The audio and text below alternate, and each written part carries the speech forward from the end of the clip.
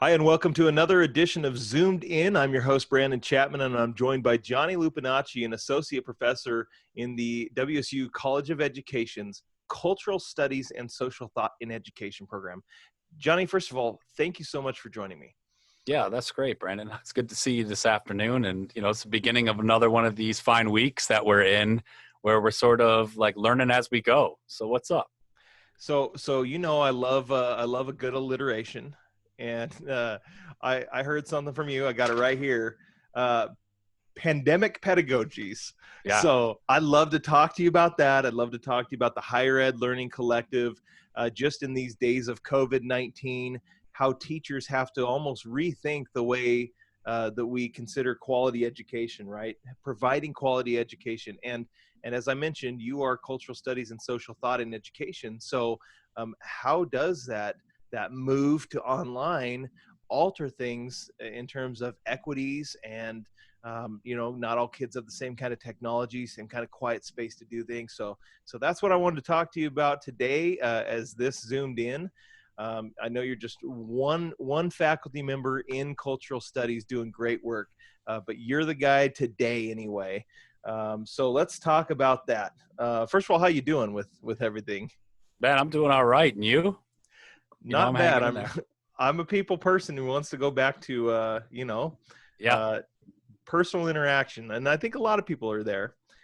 Yeah, I hear you on that. And it's also nice, as you were noting, not a lot of people have a safe place to be, and not a lot, like, folks don't have the kind of like access to the technologies that a lot of us maybe have as like a home office or work from home kind of setup. So that transition is, different for everybody, and we're sort of working through those things. But, also privileged to be safe and healthy and, sheltered in a safe place. So that kind of speaks to that. And Yeah. yeah, man. And we were also just kind of going back and forth on email, just around both being extroverts and both being those guys who kind of feed off of being able to like give a high five, a Right. wave, go catch a baseball game and, and really vibe with the students. So it's tough not being all together, but, this is a time where it's a minimal sacrifice given the state of things. And yeah, the transition's been really interesting, man. I think it's, to say the least. We could go any number of directions when we begin to talk about, how that impacts young learners, how it's impacting our college students, how it's changing the day-to-day operations of higher education, and likely for some lasting time. And so I think like any major moment, there's sort of a planetary pause right now that it's exciting to see teachers. It's exciting to see families, neighborhoods, and communities partnering around education. Not that they weren't before, but we're all sort of thrust into it.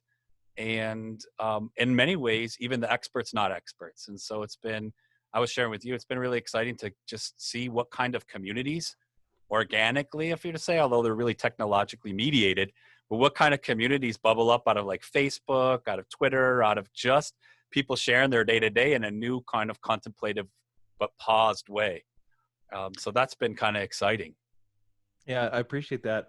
If you could give if this is possible, man, if you could give the 30-second overview, just in general, of the kind of things you do research on, and then let's dovetail that to this pandemic pedagogy. Oh man, yeah. So for me, one of the main focuses of my research interest is just understanding the relationships around any learning place, and extending that even to any living place as humans in our communities.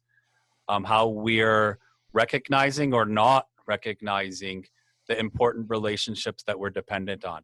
So just how important our care for one another is, and how learning to care for ourselves and each other is an important part of an education. And that's not just to think about the social aspect, but also the environmental aspect. So how land, water, air are more than human, other animals, right? Plants, these kinds of things are also part of our day-to-day lives, but often not like as present in our thinking about education as maybe we'd like them to be.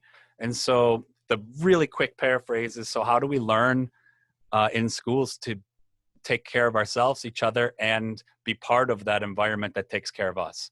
And so Right. sustainability gets kind of mapped onto that really nicely. So I'm interested in social justice and sustainability and education. I guess that's the most simple way to kind of come at it.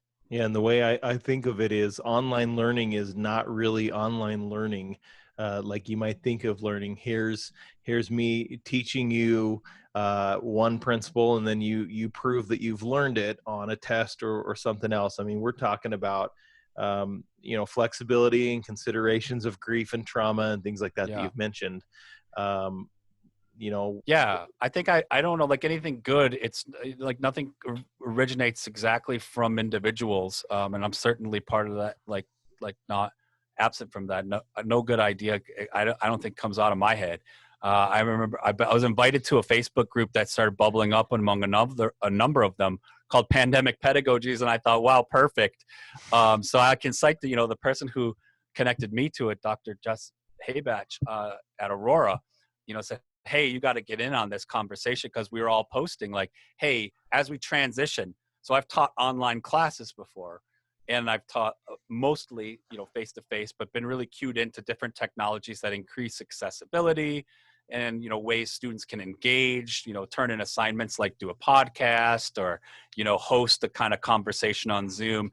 And that was all still while we were face-to-face.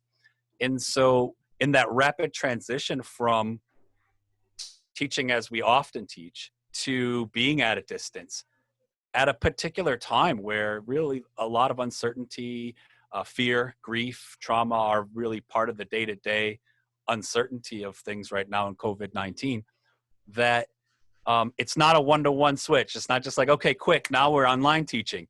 And, it also really brought to the forefront that when we were online teaching, might we have been missing some things that we assumed were happening, not just access to technology and those things, but that just because in general things seem to be okay for a majority of the people that we're hearing about in the world, that students participating in our classes online might not have those kinds of stabilities. And so we started really talking about, so what's going on in your classes, how are you transitioning, and what things are working and not working. And we were learning really quickly that the successes we've had in online teaching in this particular moment, kind of playing with that, calling it pandemic pedagogies, it really wasn't translating to the same kind of success. So, which makes total sense. And like, I'm going off the cuff here. We could spend time and dig up sources and be all, nerdy about it, how we like to get. Yeah. But just thinking about, Maslow's hierarchy of needs. If basic needs aren't being met, right, then we're not learning. We know this. So for a majority, so how do we, students, that's the question that always comes up to, to my mind is, we're in a world of, we like to measure things, right? Yeah, sure. Because measurement allows us to determine somehow whether we're being successful or not successful. How do you measure some of these things that seem so intangible, right? Yeah, my question is why measure it? Like, I mean, if you need to spend the time measuring, great, that's somebody's job. My job is to look at, say, like, well, it seems like a lot. And if it smells like doo-doo, if it looks like doo-doo, I'm not going to taste it to make sure it's doo-doo. That's someone else's job to do that sort of scientific testing.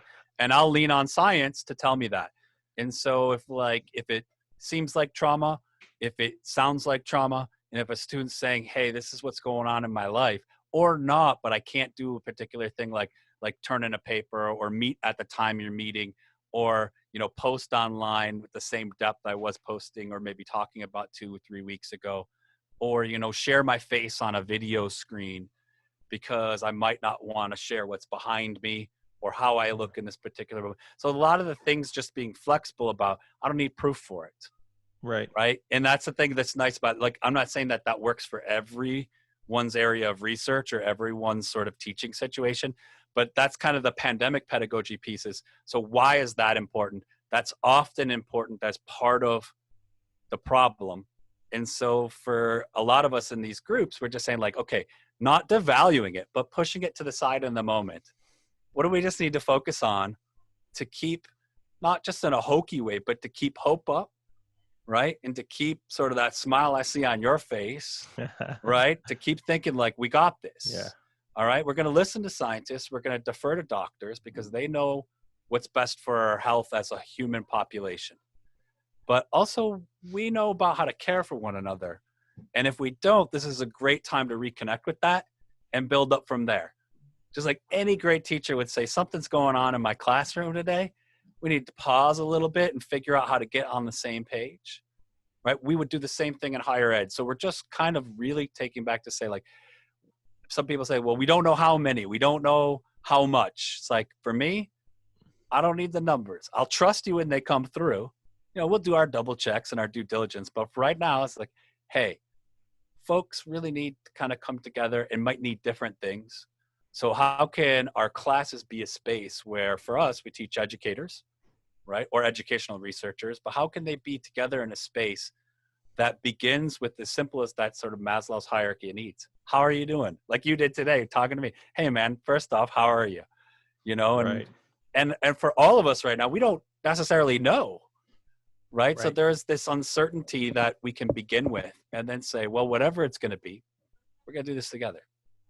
Right. Yeah, and what does that look like? I barely remember anything after you said doo-doo. So I know, man. Well, sometimes you just got to bring, you got to bring that human element. I got to tell you, it. I appreciate you having the most quotable thing probably of the week within the WCU system. So okay, well, you know, I got a lot to compete with. I think it was my colleague Rich Lamb, a former colleague Rich Lamb. I guess we're still colleagues, but we're brothers in different places. Yeah. But he holds the record, right, with like something about like video games and zombies. So yeah. I'm competing with zombies and video games here. That was one of the more quotable things I've ever heard. Right. Yeah. That's right. So I'm working with that. I'm going to get there. Companies do spend more in video games. Yes. But what makes money is blowing the heads off zombies. Or like right now, Animal Crossing, what makes money is people just chilling out and living on a remote island. Right. Or anything with tiger print. Oh geez, don't even get me started on the Tiger King right now. What's the educational version of the Tiger King? Yes, that's the question. What do you think right now, off the cuff? I'm interviewing you. What's the educational? I don't know, man. Blue Planet. I don't know. Okay, all right. So that's a good question. I'm thinking it's this podcast show. If we can. Hey man, I'm not ready to be on the hot seat yet. So okay, I'm interviewing you, man. That's right. I'll spin it. Well, hey, thanks, Johnny. I really appreciate you just, sitting down with me for a minute here on Zoomed In, examining some of the things going on, how faculty are responding, and in your role, of course, seeing how that actually really has an effect on the end user, which in this case, it's the community that we deal with. It's the parents, it's the kids, and understanding that not everybody's the same. Never was. But now we have to transition that to online, and it looks a little different. So, yeah, and there's I think I really appreciate you leading with that there's huge inequities. We just can't gloss over and jump right to here's what works. And I mean, we're already isolating by just who can be on the Zoom and who can be, on a microphone and do all this stuff. So it's really thinking about how do we bring all of this world stuff together. Right. And the bandwidth that some folks have for online. Mm-hmm. I mean, you have to have a specific bandwidth, especially with everybody on at the same time, or else people can't even hear you speak, right? Your bandwidth is throttled back and it sounds metallic-y. It sounds, the quality is terrible. That's really hard for a child who's trying to participate in the same way maybe some of their classmates are.